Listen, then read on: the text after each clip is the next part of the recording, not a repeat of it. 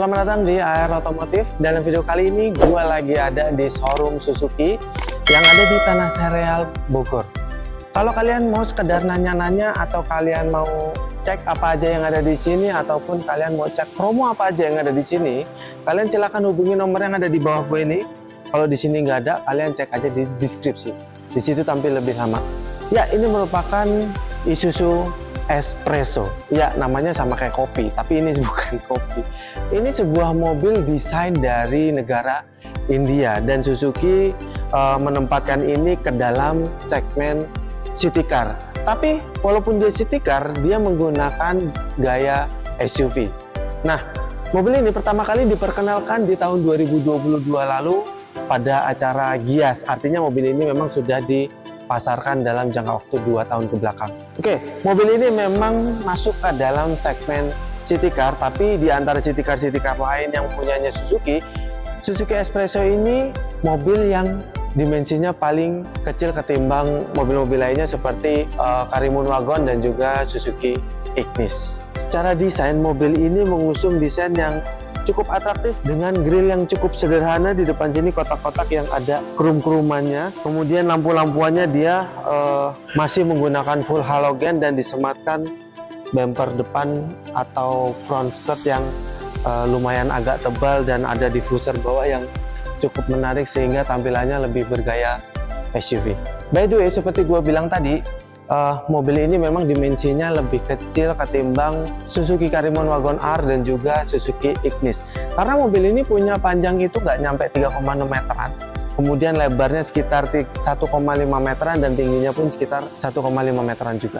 Untuk mesinnya, mobil ini pun dibekali mesin yang lebih kecil daripada Karimun Wagon dan juga Suzuki Ignis, karena dia hanya dibekali mesin 1000 cc yang bisa menghasilkan tenaga sekitar 73 horsepower dan torsi sekitar 89 Nm, dan semua tenaga tersebut disalurkan ke dua roda depan menggunakan 2 buah transmisi manual 5 percepatan dan AGS. Mobil ini sudah dilengkapi dengan sistem pengereman ABS dan sensor parkir di belakang dan beberapa fitur yang memang sudah disematkan ke mobil ini. Berbicara tampil samping dari Suzuki Espresso ini, dia punya desain yang cukup crossover dan gaya SUV karena sebetulnya mobil ini sebuah city car. Nah, hal itu ditandai dengan adanya over fender tipis dari belakang sampai dengan ke depan dan ada side skirtnya yang warna doff juga yang ada silver-silveran di samping sini. Kemudian handle pintunya dia masih cepol-cepol dan dia punya spion tuh sewarna body yang belum ada lampu sennya. Kemudian di fender depan sini dia ada set lampnya. Mobil ini menggunakan velg berwarna two-tone berukuran 14 in yang dibalut ban 165/70 ring 14. Kemudian dari sisi pengereman depan menggunakan disc, tapi yang belakang dia masih drum. Berbicara tampilan belakangnya, Suzuki Espresso cukup menarik dan lagi-lagi di belakang sini terkesan sebuah SUV. Nah, di belakang sini untuk lampu-lampuannya dia masih full halogen. Kemudian di bawah sini dia ada reflektor dan di belakangnya sini dia ada rear skirt yang cukup tebal kalau menurut kami, dan di bawahnya ada diffuser yang cukup menarik. Nah, di belakang sini dia sudah dilengkapi dengan 2 sensor parkir di sini kanan kiri dan tidak banyak hiasan di belakang mobil ini. Hanya tulisan Espresso di sebelah kiri, kemudian logo Suzuki di belakang sini. Nah, surprisingly-nya mobil ini kaca belakang sudah dilengkapi dengan defogger, kemudian ada spoiler belakang, tapi ini belum terintegrasi sama lampu rem karena lampu remnya ada di kacanya. Untuk buka bagasi mobil ini kita bisa menggunakan 2 cara. Yang pertama, kita pakai tuas yang ada di bawah bangku depan pengemudi atau kita pakai kunci. Oke, bagasinya terbilang cukup luas karena bagasi ini bisa menampung 1 buah koper medium atau kalau ditumpuk bisa 2 kali ya. Oke, bagasinya ini dari bibir bagasi itu cukup dalam ya, ke dalam sini, dan tapi di dalam sini tuh dia agak legaan gitu ya. Nah, kemudian kalau kalian merasa ini bagasinya kurang lega, kalian bisa lipat bangku belakangnya, tapi lipat bangku belakangnya itu di 100%, nggak bisa sebagian-sebagian. Nah, di bagasinya ini juga dilengkapi sama DEX yang kira-kira ini bisa mengamankan barang kalian dan tidak terlihat dari luar, dan ini juga bisa difungsikan, kalian bisa naruh payung atau segala macam, kalian bisa di sini sehingga mudah dijangkau dari dalam kabin. Kemudian walaupun lantainya ini dia sudah terlihat dalam banget ya dari bibir bagasi, ban serepnya itu terletak di bawah lantainya sini dan dia menggunakan velg kaleng. Oke, gua duduk di bangku paling belakang dari Suzuki Espresso dan so far duduk di sini terasa cukup tinggi dan paha gua tersangga dengan baik. Apalagi kita bisa majuin kaki kita ke bawah bangku depan, jadi paha gua tersangga dengan baik.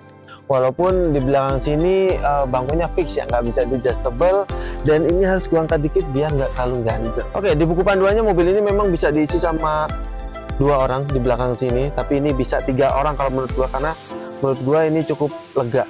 Nah, di belakang sini kita nggak dapat asupan listrik ya, belum dapat asupan listrik, tapi di sini ada tempat penyimpanan botol holder di situ yang lumayan buat naruh minuman. Kemudian door panelnya menggunakan bahan plastik keras sampai dengan ke bawah semuanya menggunakan plastik keras, tapi dia ada hiasan silveran ini ya.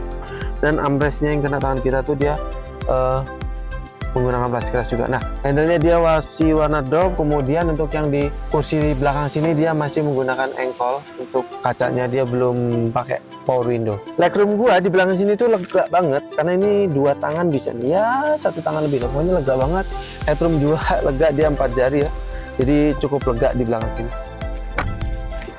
Oke, gua duduk di bangku paling depan dari Suzuki Espresso.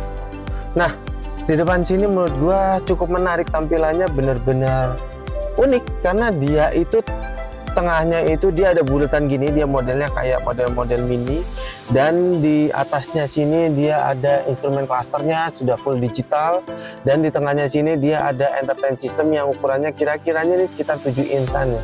Nah, di bawahnya itu ada lampu hazard dan juga power window-nya ada di atas sini. Nah, coba kalian komen kenapa power window-nya ada di tengah sini, nggak ditaruh di door panelnya ya. Oke. Kemudian kita lanjut ke bawah, dia ada kontrol AC yang dia masih pakai puter-puteran manual. Tapi surprisingly untuk mobil ini itu hembusan arah AC-nya itu udah cukup lengkap karena dia ada pengaturannya juga di sini, ada ke muka, ke kaki muka. Pokoknya banyak banget pengaturannya di sini. Nah, kemudian ke bawah dia ada power outlet 12 volt sama ada USB slot yang ini juga terintegrasi sama entertain systemnya. Nah, di bawahnya lagi dia ada tempat penyimpanan. Kalau gue ini cocok nih buat naruh duit receh bisa. Terus ada cup holder 2 biji, lumayan, dan transmisi AGS, dan ini ada handrem yang masih menggunakan otot. Oke, bangkunya ini dia bisa di style reclining sama maju mundur aja ya. Dia belum ada high adjusternya ya untuk mobil sekelas ini. Kemudian setirnya ini dia fix ya, nggak bisa di adjustable.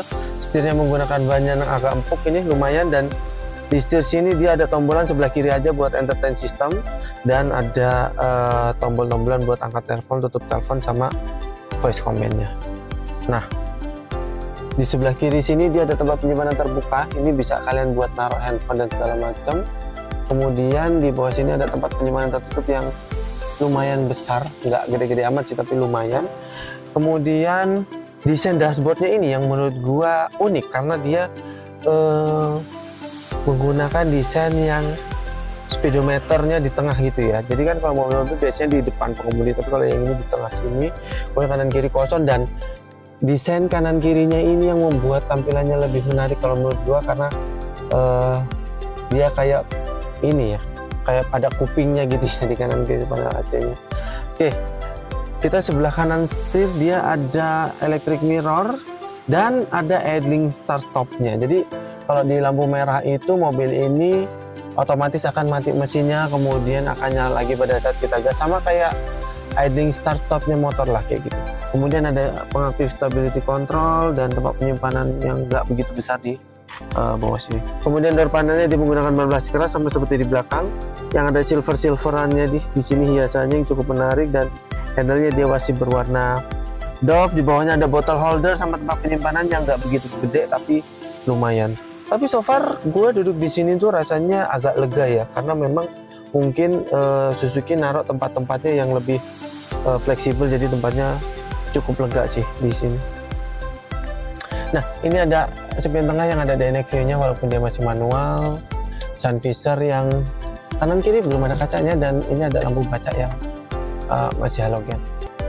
Oke, mungkin itu tadi pembahasan kami tentang Suzuki Espresso ini.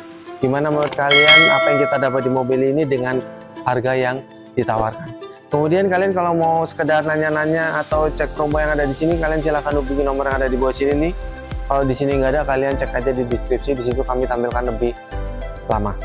Nah, mungkin gitu dulu video dari kami. Jangan lupa untuk like, komen, dan share semua video kami ke sosial media Anda, dan jangan lupa juga subscribe buat Anda yang belum, dan aktifkan tombol loncengnya supaya kalian semua terinformasi video-video terbaru dari kami. Bersama gua Anwar, sampai jumpa di video selanjutnya, dan salam.